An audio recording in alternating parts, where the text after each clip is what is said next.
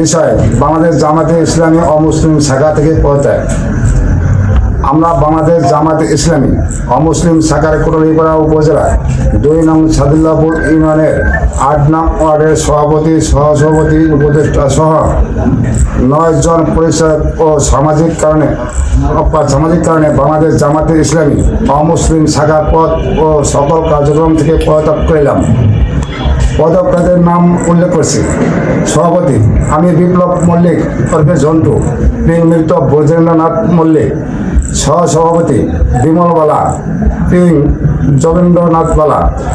উপদেষ্টা নারায়ণ হালদার, মৃত কোটেশ্বর হালদার। সদস্য দুলাল মল্লিক, মৃত লতিকান্ত মল্লিক।